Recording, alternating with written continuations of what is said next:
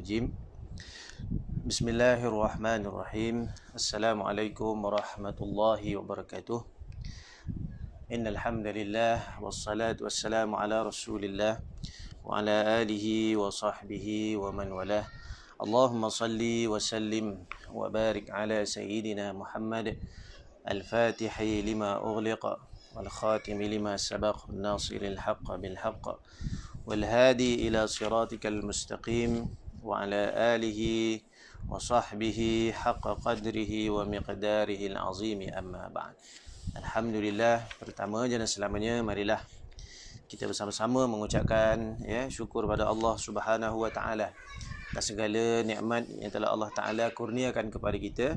Bermula kita bangun pagi, bermula kita hidup, menyedut udara yang Allah Ta'ala rezekikan, keluar masuk nafas ini juga suatu nikmat daripada Allah Subhanahu Wa Ta'ala yang selayaknya kita syukuri pada tiap-tiap masa dan saat.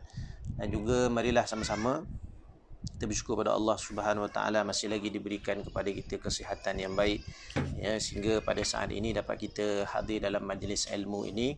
InsyaAllah kita akan sambung daurah kita pada malam ini, siri yang kelima insyaAllah, pada muka surat 40.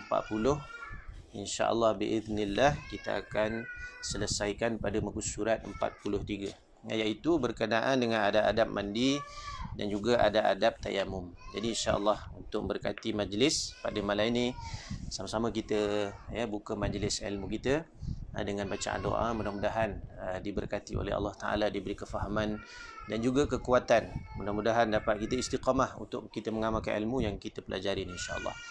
Bismillahirrahmanirrahim. Nawaina ta'aluma wa ta'lim wa tadhakkura wa tadhkir wa naf'a wal intifa' wal ifadata wal istifadah wal hatha ala tamassuki bi kitabillah wa sunnati rasuli wa du'a ila al-huda wa dalalata ala al-khair ibtigha'a wajhillah wa mardatihi wa qurbihi wa thawabihi. Allahumma amin. Allahumma razuqna hidayatan lis-shawab wa sidqan fil qaul wa ikhlasan fil niyati wal amal. Baik, sahabat-sahabat, sidang pendengar, muslimin muslimat, jamaah yang dirahmati Allah Subhanahu Wa Taala.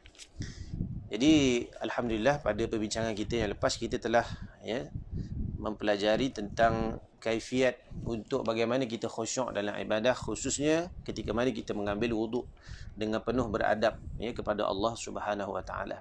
Saya buat sedikit ulang kaji supaya kita dapat kesinambungan daripada apa yang kita belajar pada hari Rabu yang lepas.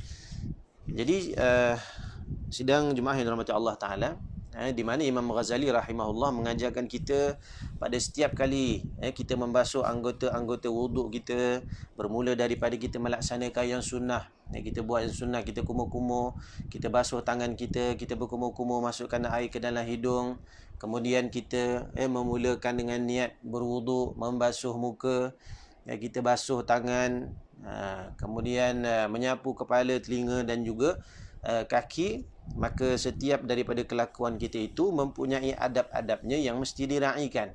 Inilah perkara sunnah yang kita boleh buat ketika mana kita berwuduk. Dan Imam Ghazali rahimahullah, antara ulama yang mengajarkan sunnah kita menitipkan doa pada tiap-tiap anggota yang kita basuh. Seperti mana membasuh muka, Imam Ghazali mengajarkan kita doa, ya Allah, Allahumma bayyid wajhi, ya Allah putihkan ataupun berikanlah cahaya pada wajahku pada akhirat nanti, ketika mana engkau berikan cahaya kepada wajah kekasih-kekasihmu, wala tusawwid wajhi, dan jangan kau hitamkan ataupun jangan kau berikan kami kekecewaan, kami kedukaan, penyesalan, di mana nanti pada hari kiamat perasaan-perasaan itu akan dirasai oleh musuh-musuhmu, yakni orang-orang yang ingkar kepada Allah Subhanahu Wa Taala. Basuh tangan kanan, ya Allah engkau berikan kitab catatan amalku daripada sebelah kanan, ataupun dari sebelah hadapan. Basuh tangan kiri, jangan kau berikan kitab catatan amalku daripada sebelah kiri, ataupun min warai, daripada belakang. Jadi doa-doa seperti inilah merupakan pengharapan pada Allah Subhanahu Wa Taala yang kita sebut doa silahul mukmin. Doa itu sebagai senjata. Menjadikan wuduk kita khusyuk, menjadikan wuduk kita khusyuk. Semakin tunduk kita dengan Allah. Maknanya kita berwuduk dalam keadaan kita membersihkan anggota zahir, rupa-rupanya dalam masa yang sama kita berusaha untuk tazkiyah, berusaha untuk kita menyucikan yang batin. Baik. Jadi begitulah antara kaifiat yang diajar oleh Imam Ghazali menitipkan doa pada tiap-tiap basuhan. Tiap-tiap anggota yang kita basuh. Jadi wuduk itu kalau kita lihat dari segi perbuatan, kalau kita tengok ni ulang kaji balik yang kita belajar minggu lepas. Kalau kita lihat wuduk itu merupakan miftahus salah, kunci kepada salat.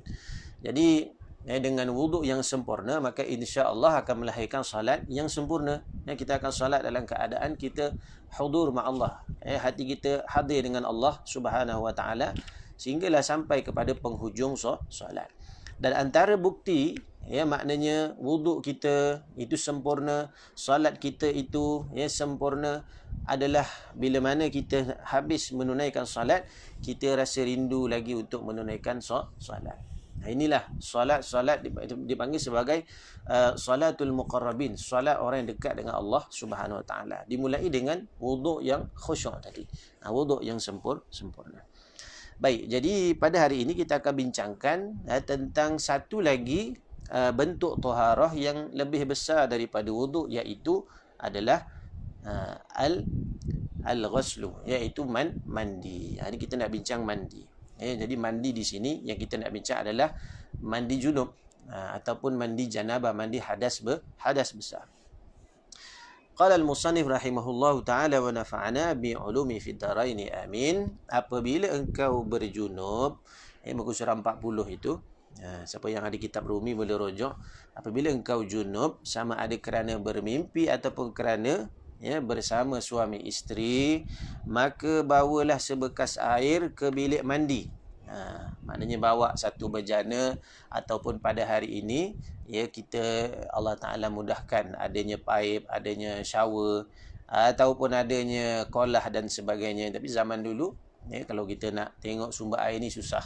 Jadi orang dulu-dulu dia ada sebaldi ataupun sebekas, kita panggil bekas yang biasanya lebih daripada dua qullah. Dua qullah tu bukan maksud dua qullah masjid tu. Dua qullah ni kecil aja sebenarnya. Jadi memadai tong yang besar di rumah kita itu sudah melebihi dua qullah kalau ikut kepada ukurannya. Tong warna biru kan, biasa orang buat tak ada air, simpan air. Baik, jadi kata Imam Ghazali, mulakan dengan membasuh kedua tanganmu 3 kali. Jadi ketika kita nak mandi wajib, kalau kita lihat di dalam kitab fiqh, antara sebab-sebab yang mewajibkan mandi apabila idal taqal khitanain, bila bertemu dua khitan, maknanya dua kemaluan suami, membuat hubungan suami isteri, antara yang lain khurujul mani, keluarnya mani.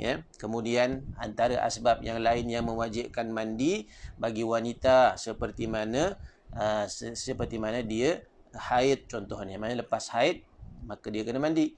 Selepas daripada nifas kena mandi, selepas daripada wiladah ataupun melahirkan anak juga kena mandi. Maknanya setelah selesai nifasnya, maka perempuan tadi diwajibkan mandi.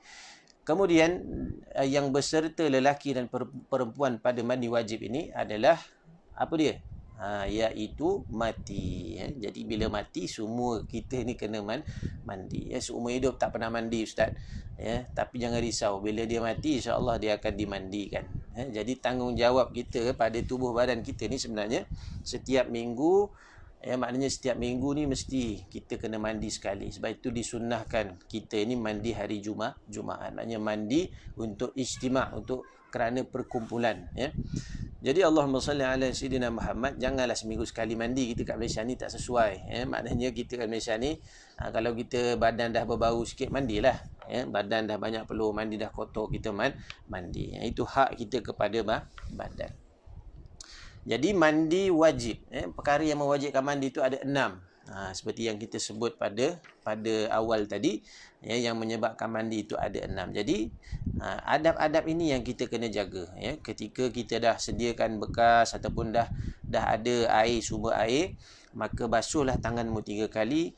Maksudnya kalau kita mandi dalam bejana itu hendaklah, ya, tangan kita bersih supaya tidak ada benda asing yang mencampuri air yang mutlak yang kita gunakan untuk mandi. Sebab tu dalam bab taharah ini yang hanya mengangkat hadas, ya, dan juga mengangkat sucinya najis hanyalah air mutlak sahaja. Seperti yang kita tahu, air mutlak ini yang kita bincang dalam mazhab kita, ya, fiqh mazhab Syafi'i, ada berapa jenis air? Ada 7 jenis air. Itu yang kita belajar daripada kecil. Air laut, air sungai, air mata air, air embun, air salji, air telaga, air sungai, ya. Jadi Allahumma salli ala sayyidina Muhammad, itulah disuruh oleh Imam Ghazali supaya kita membasuh tangan, membersihkan dan menanggalkan segala kotoran daripada badanmu, ya. Sebab itulah, ya, cara yang elok bila kita nak mandi itu, yang maknanya kita ambil dulu air yang awal untuk kita bersihkan kotoran. Maknanya di awal itu kita tidak niat mandi wajib lagi. Kita bersihkan dulu. Ambil air, bersihkan. Kalau kita pakai getah paip ataupun kita pakai shower, kita bersihkan kotoran dulu. Siap-siap. Kalau nak sabun waktu tu pun tidak jadi masalah. Jadi Allahumma salli ala sayyidina Muhammad. Setelah daripada itu, ya, bila kita nak mandi wajib, kita dah bersihkan daripada segala kotoran, maka kata Imam Ghazali rahimahullah, hendaklah engkau berwuduk seperti wuduk yang engkau buat untuk sembahyang. Ini antara kaifiat yang dinyatakan juga di dalam hadis-hadis Nabi SAW. Kalau kita rujuk dalam bab mandi, ya, dalam kitab Bulughul Maram, karangan Al-Imam Ibn Hajar Asqalani rahimahullahu ta'ala, itu dinyatakan tentang beberapa hadis kaifiat bagaimana baginda sallallahu alaihi wasallam memulakan mandi. Maknanya mandi wajib. Antaranya disebutkan, ya, di dalam hadis, antaranya Nabi sallallahu alaihi wasallam memulai dengan apa? Memulai dengan membasuh kemaluan. Maknanya kemaluan kita ni kita basuh dulu. Kemudian setelah itu, setelah selesai, maka kita mengambil wuduk. Dan juga kaifiat yang lain antaranya memulakan dengan membasuh kepala. Ya. Itu antara kaifiat yang seingat saya disebut di dalam hadis Nabi SAW. Jadi terpulang kepada kita. Yang penting, ya, maknanya kita nak usaha untuk mengamalkan hadis tadi ataupun mengikut apa yang disebut oleh Imam Ghazali rahimahullah, ya, maknanya kita bersihkan segala kotoran itu, termasuklah kemaluan, termasuklah kalau kita nak buang air, kita buang air dulu siap-siap, kita bersihkan kubul dan dubur kita daripada najis, kemudian barulah kita berwuduk. Jadi bila kita dah berwuduk, maka seeloknya ketika kita mandi jangan kita sentuh kemaluan. Tapi susah nak jaga, kan? Sebab itu dalam adab-adab kita mandi juga, ya, antaranya mungkin tak dinyatakan di dalam kitab ini, tapi dinyatakan dalam kitab-kitab yang lain, adab-adab ketika mandi, antaranya kita menutup aurat. Kita kena tutup aurat kita. Maknanya kita walaupun orang tak ada, maka kita, kalau kita orang lelaki contoh dia, kita mandi, kita tutuplah aurat pusat hingga lutut kita. Seperti mana kita pakai kain basah contoh dia. Kain belekat ke, seluar pendek ke, ya, supaya apa? Supaya kata ulama kita tidak berulang-ulang melihat kemaluan kita. Ya, melihat kemaluan ni hukumnya makruh. Dan menyebabkan kebodohan. Menyebabkan kebodohan. Kenapa jadi bodoh pula Ustaz? Sebab apa? Sebab kemaluan ini adalah lambang syahwat. Sebab tu nama kemaluan, malu. Jadi mesti ditutup. Jadi tak ada orang yang nak tengok dia. Sebab tu malu, kan? Nama pun kemaluan. Jadi kita pun kena malu dengan diri kita sendiri. Ya. Ni tak mandi tengok aje. Buang air pun tengok, mandi pun tengok, ya. Keluar bilik air. Ya, jadi kita kurang mendapat fadilat dalam taharah itu sendiri. Sedangkan yang kita nak bila mana kita bersuci ni kerana Allah Taala, ya, adalah bukan sahaja suci zahir kita tapi batin kita. Maknanya bila kita taharah, kan ada doa yang kita dah sebut di awal muqaddimah dulu yang diajar oleh Imam Ghazali, ya Allah, Allahumma tahhir farji, ya Allah, sucikanlah Allahumma tahhir qalbi minan nifaq, ya Allah bersihkan hatiku daripada sifat munafik. Ayat ni kita nak, maknanya sifat kemunafikan kita tu hilang, Allah Taala cabut kerana apa? Kesungguhan kita dalam taharah. Wa tahhir farji minal fawahish, dan juga kau sucikan, bersihkan kemaluanku daripada apa? Daripada kekejian, daripada benda-benda yang kecil. Sila jemaah yang dirahmati Allah Subhanahu wa taala, jadi setelah berwudu, maknanya pakailah siap-siap, pakailah siap-siap kain basah ke, kalau orang perempuan al-maklum lah, berkemban, itu cara yang paling baik untuk kita mandi. Jangan kita telanjang bulat sahaja. Ni adab ketika mandi. Kemudian antara yang lain, jangan kita menyanyi pula masa kita mandi. Ni adab walaupun kita seorang-seorang kat rumah, sebab tandas itu adalah rumah kepada syaitan. Dia tengok ada kawan duduk kat rumah aku ni nyanyi, aku pun nak join jugalah, melalaikan kita. Jadi semampunya untuk kita bersegera dalam mandi, khususnya mandi wajib. Mandi wajib ni, kalau dalam mungkin paling cepat 5 ke 7 minit sebenarnya boleh selesai. 5 ke 7 minit boleh selesai. Baik, apabila engkau sudah selesai daripada berwuduk, maka tuangkanlah air ke atas kepalamu. Jadi ini cara yang disebut oleh Imam Ghazali juga berdasarkan hadis yang saya sebut tadi. Maknanya dimulai mandi tadi dengan kepala 3 kali, dan engkau berniat mengangkatkan, menghilangkan. Maknanya dengan kita berniat itu, niatnya apa? Nawaitu raf'al hadatsil akbari, ya Allah sahaja aku berniat, sahaja aku mengangkat hadas besar kerana Allah Taala. Ini niat mandi wajib.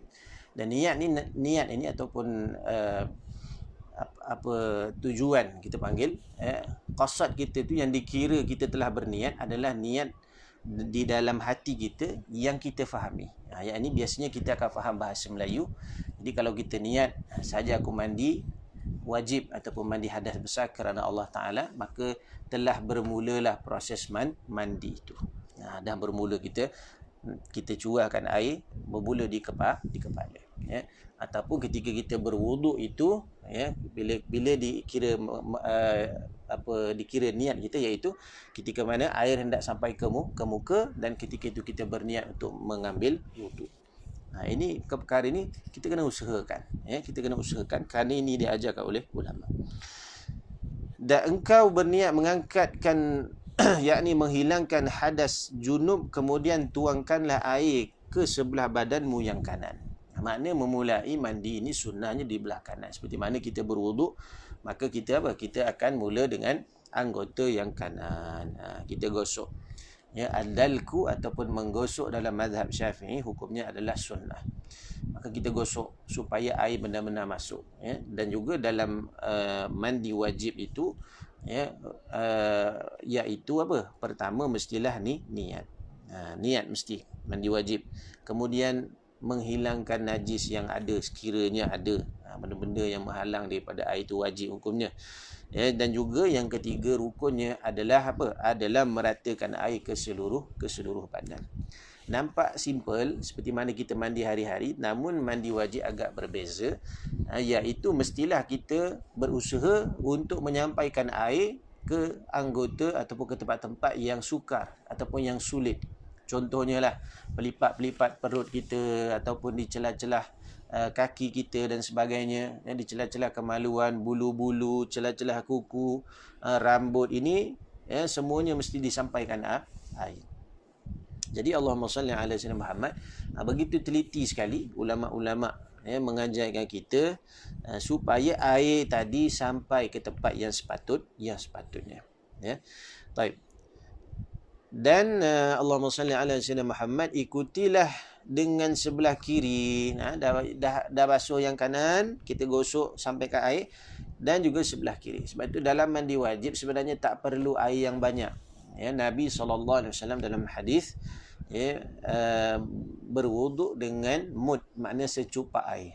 Dan baginda SAW mandi wajib dengan sa', yakni segantang. Segantang ni bolehlah mungkin lebih kurang dekat sebaldi lah air. Jadi sebenarnya tak banyak air yang digunakan. Jadi kalau kita mandi mungkin lebih daripada itu, sebenarnya membasuh. Bagaimana kalau kita lupa atau tidak berwuduk? Kita terus mandi tidak berwuduk, adakah sah mandi wajib tadi? Jawapannya tetap sah, kerana wuduk itu termasuk sunnah. Jadi bila kita telah berwuduk di awalnya, ketika kita mandi, kemudian kita menyentuh kemaluan, maka batal sebenarnya wuduk kita. Maka nanti setelah selesai kita mandi, kita ambil wuduk sekali lagi. Ambil wuduk sekali lagi. Kerana ada setengah kita yang menyangka bila dah mandi wajib maka tak perlu ambil wuduk. Sebenarnya ni salah lah. Kerana kita mandi wajib adalah untuk mengangkat hadas besar. Hadas besar. Tetapi apabila kita nak salat, kita kena angkat hadas kecil kita. Maknanya kita kena berwuduk. Jadi samalah. Bila kita habis mandi wajib, bila kita tengah mandi tadi kita dah pegang kemaluan, maka kita kena berwuduk semula. Maknanya kita wuduk semula nanti ketika mana di penghujung kita mandi, maka selesailah mandi wajib. Baik, pelipat-pelipat, celah-celah rambut yang nipis maupun tebal, maka hendaklah dia disampaikan air. Dan kata Imam Ghazali rahimahullah, jangan sesekali engkau menyentuh kemaluanmu selepas berwuduk tadi, dan jikalau tersentuh tanganmu dengannya, maka ulangi wudukmu sekali lagi. Jadi yang tanya tadi boleh tengok dalam buku pun ada dinyatakan oleh Imam Ghazali rahimahullah. Kemudian rukun mandi tadi kita dah sebutkan ada 3, dan perkara yang wajib di dalam wuduk itu ada 6 perkara. Maknanya rukun wuduk ada 6. Bermula dengan niat, kemudian membasuh muka sekali. Jadi rukun wuduk ni dah kita jelaskan dalam adab-adab wuduk sebelum ini, iaitu mestilah kita usaha untuk titip dengan doa. Yakni doa kita lintaskan di dalam hati ketika membasuh muka, membasuh kedua tangan, menyapu kepala, membasuh kedua kaki dan juga tartib. Ini antara antara perkara-perkara yang mesti kita cakna ketika mana kita mandi wajib. Baik. Jadi apakah hikmah mandi wajib? Mungkin tak dinyatakan dalam kitab ni, tapi kita ambil daripada kitab-kitab yang lain. Antaranya ulama menyatakan mandi wajib ni besar kan, nama pun mandi berbeza dengan wuduk. Bila kita hadas kecil, bila kita kentut, bila kita buang air kecil, buang air besar, maka wuduk kita batal. Maka kita ambil wuduk. Bila kita ambil wuduk tu adalah sebagai adab kita untuk mengingati Allah. Jadi hadas kecil ini kerana yang berlaku pada kita tu sebab-sebab yang membatalkan wuduk kecil. Tapi bila hadas besar, kenapa mandi? Kata ulama, kerana hadas besar ini dia berlaku suatu sebab yang besar sehingga orang itu melupakan Allah seketika. Lupa dia kepada Allah. Contohnya seperti mana Allahumma salli ala sayyidina Muhammad, seperti mana berhubung suami isteri. Ketika itu lupa kepada Allah, maka untuk kembali mengingat kepada Allah dalam keadaan kita suci, maka diajarkan, diwajibkan kepada kita untuk mandi. Ini penting untuk kita faham. Kenapa mandi wajib? Mandi wajib ni simbolik kepada taharah yang besar, iaitu menyucikan zahir kita secara keseluruhannya kerana kita lupa kepada Allah, dan menyucikan akal dan batin kita, hati kita. Kerana ketika berlaku hadas itu kita lupa kepada Allah secara banyaknya, maka diwajibkan kepada kita mandi. Itu sebagai ulama sebut antara hikmah. Jadi Allahumma salli ala sayyidina Muhammad, bila terjadinya hadas besar, maka ulama-ulama mengatakan bersegeralah mengangkat janabah itu. Maknanya bersegeralah mandi wajib. Jangan ditangguh-tangguh. Jangan kita tangguh-tangguh.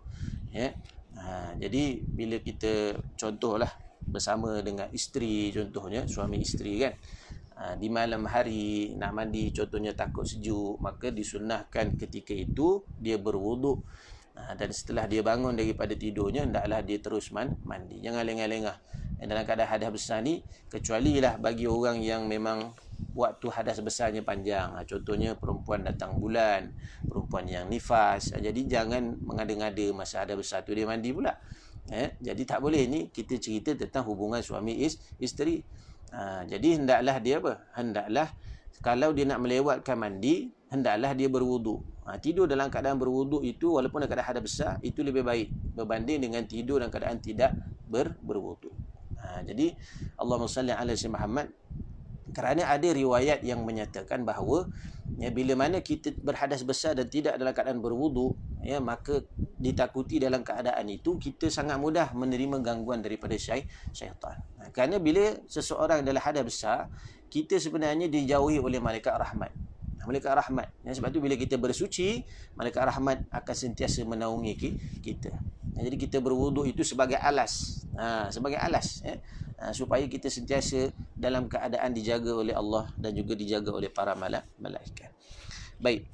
Dan lain daripada itu hukumnya adalah sunnah muakkadah dan kelebihannya banyak, dan kelebihannya banyak dan pahalanya sangat besar, dan orang yang tidak mengambil berat dengan yang sunnah adalah rugi. Jadi kadang-kadang orang sibuk kan mempertikaikan amalan-amalan sunnah yang ulama ajar. Sebenarnya dia adalah orang yang rugi. Contohnya baca Yasin malam Jumaat, hukumnya sunnah. Membuat tahlil, hukumnya sunnah. Sampai hari ini orang mencari dalil untuk menolak amalan. Ini lagi pelik. Sedangkan amalan-amalan itu telah apa? Telah diberikan dalil-dalilnya oleh ulama. Jadi kita buat saja perkara yang disunnahkan oleh alim ulama ini, kerana mereka telah mendapat hasil thamarat, mereka telah mendapatkan buah dia daripada hasil amalan yang mereka buat, sehingga mereka sampai kepada Allah Subhanahu Wa Taala. Baik, itu kita bicara berkenaan dengan adab-adab mandi. Kita sambung 42 adab-adab bertayamum. Apa itu tayamum? Tayamim, tayamum.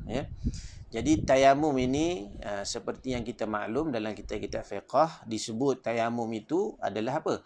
Adalah menyampaikan debu tanah. Menyampaikan debu tanah. Jadi tayamum ini adalah sebagai ganti kepada wuduk. Kerana apabila seseorang yang nak melakukan salat ataupun dia nak membaca Quran, dia nak buat ibadah tapi tidak boleh dilakukan, kerana tidak ada apa? Kerana tidak ada ataupun kerana faqidut tahurain, kehilangan dua alat bersuci. Maknanya tak ada batu, tak ada air, maka ataupun nak mengangkat hadas besar tak ada alat-alat itu, batu dan air, maka digantilah dengan debu tanah. Dan tayamum ini menjadi satu keistimewaan kepada umat Nabi SAW, yang mana umat Nabi SAW antara khususiat, kelebihannya yang Allah Ta'ala bagi adalah selain boleh bersuci dengan air dan batu, boleh juga tanah dijadikan sebagai alat bersuci. Inilah hukum yang kita namakan sebagai tayamum. Baik. Apabila engkau tidak dapat menggunakan air, kerana pertama ketiadaan sesudah berusaha mencarinya. Jadi air ni bila tak ada air, maka dibolehkan, diharuskan untuk tayamum. Sebab tu niat tayamum itu bukanlah untuk mengangkat hadas, tetapi adalah istibahatun lis-salah, adalah untuk membolehkan kita salat sebagai alas sahaja. Baik. Allahumma salli ala sayyidina Muhammad. Ketiadaan, maknanya tiada air, maka ketika itu kita boleh bertayamum. Tak ada air ni kena tengok ada kadar dia yang ulama bagi. Kalau kita bagi-bagi buka air, tiba-tiba air tak ada, jangan terus tayamum. Tengok dulu kawasan sekitar kita. Tengok surau kita ada air tak, ataupun jiran-jiran terdekat ada air tak. Boleh jadi kita buka payung air tak ada, mungkin sebab kita tak bayar air.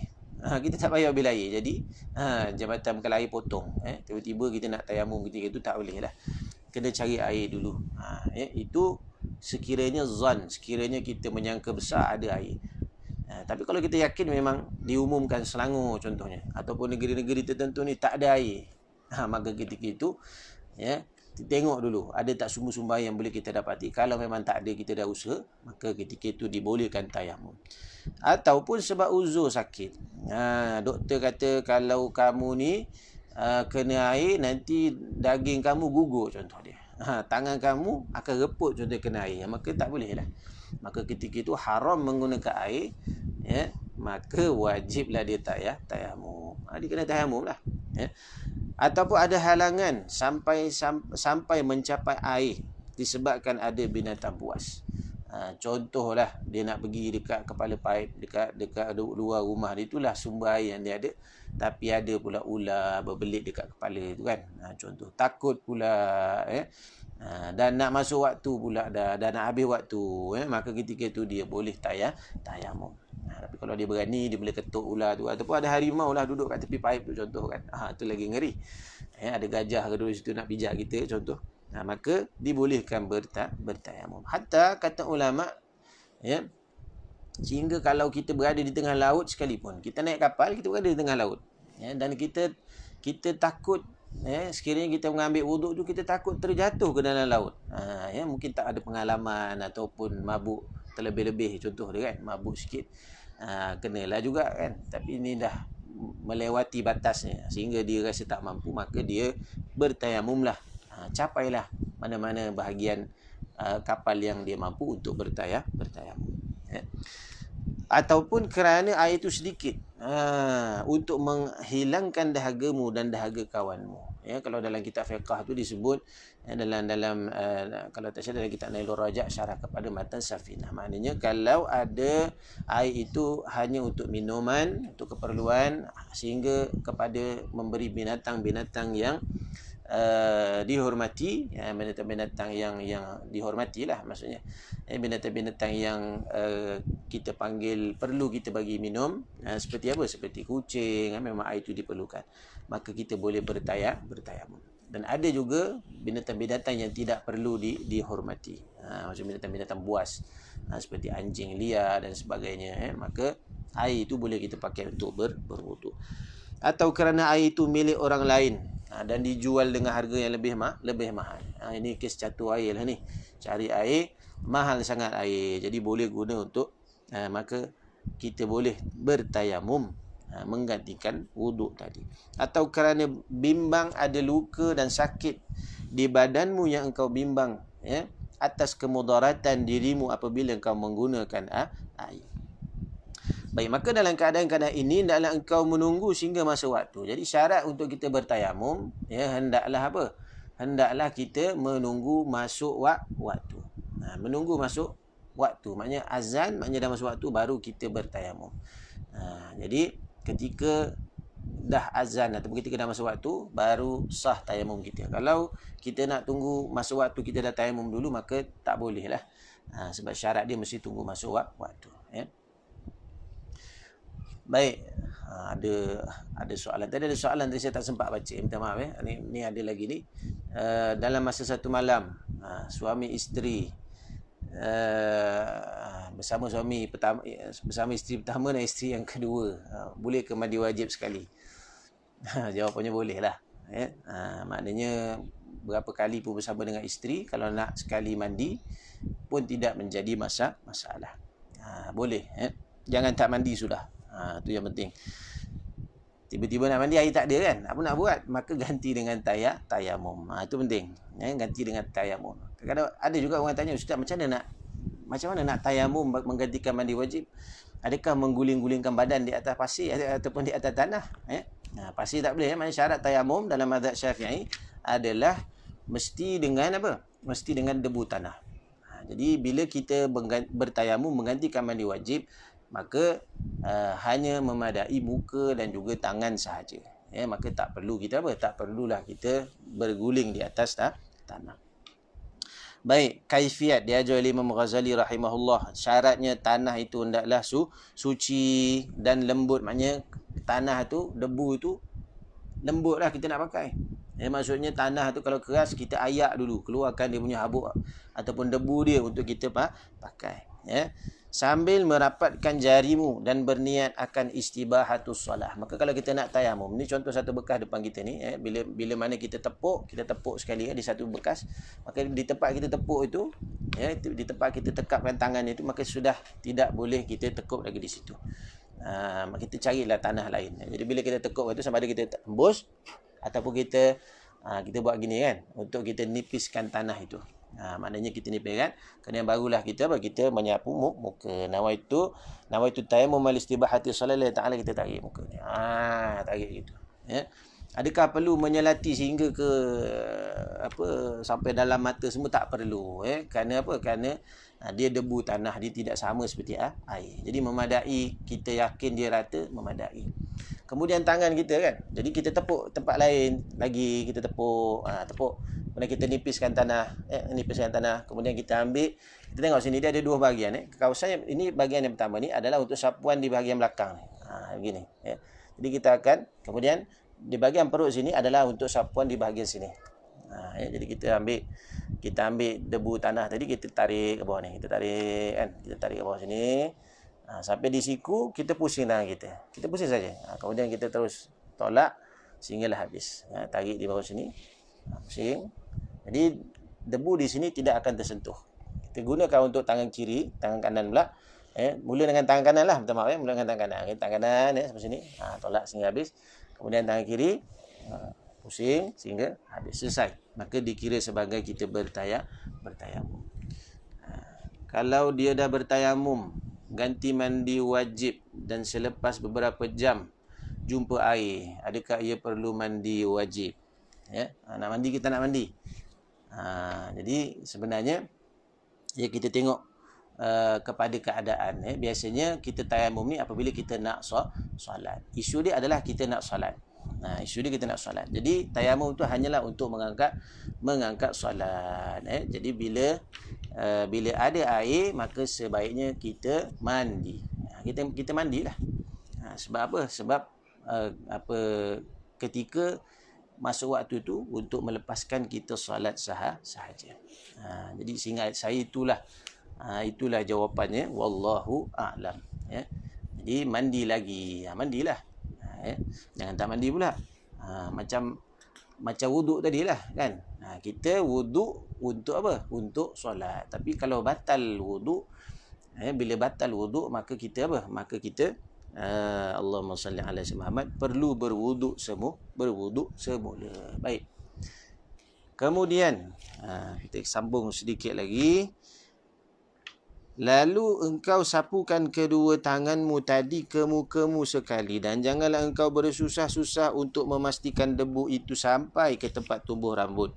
Maknanya memadai semampunya untuk kita sampaikan tanah tadi, ataupun tipis, kemudian tanggalkanlah cincinmu jika ada. Maknanya kalau ada cincin, kita tanggalkan. Kita ada cincin contoh ni, kita tanggalkan supaya debu-debu tadi sampai kepada celah-celah jari kita. Kemudian engkau pukulkan pula kedua tanganmu ke atas tanah sambil merenggangkan di antara jari-jarimu. Itu kita dah sebut tadi, menyapu jari.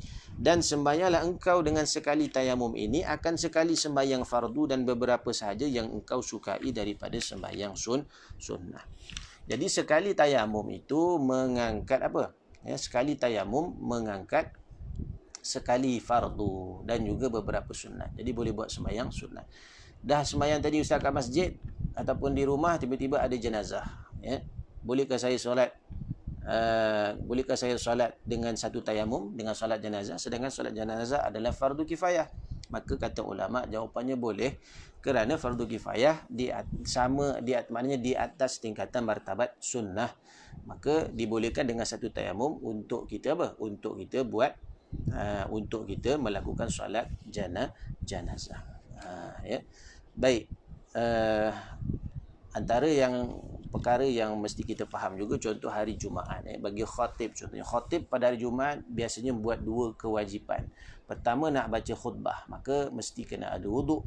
Sekiranya tidak ada air pada hari itu, maknanya dia kena tayamum dua kali. Maknanya bila dia nak khutbah, dia kena tayamum sekali.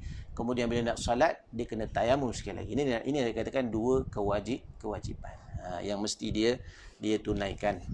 Ini sekiranya dia bertayamum pada hari itu. Kalau dia tak bertayamum, dia berwuduk, maka tidak perlulah untuk dia turun ambil wuduk semua, tidak perlu. Ini hanya kita sebut dalam tayamum. Baik. Jadi sekadar itu insya-Allah perbincangan kita pada malam ini. Banyak soalan, insya-Allah yang tak terjawab tu saya usahakan insya-Allah nanti kita usahakan untuk kita jawab, ya. Jadi rasanya sekadar itu dulu perbincangan kita pada malam ini. Mohon maaf untuk soalan-soalan yang tidak terjawab, ya. Nanti saya akan usahakan jawab dalam FB insya-Allah. Jadi sekadar itu, yang baik segalanya datang daripada Allah, yang kurang lemah hina kekurangan diri saya sendiri. InsyaAllah kita akan bertemu nanti dalam hari Rabu pada akan datang, dan kita akan bincang tentang adab-adab pergi ke masjid. Adab-adab ke masjid insyaAllah. Jadi sekadar itu, wa'afu minkum. Assalamualaikum warahmatullahi wabarakatuh. Ya, masya-Allah.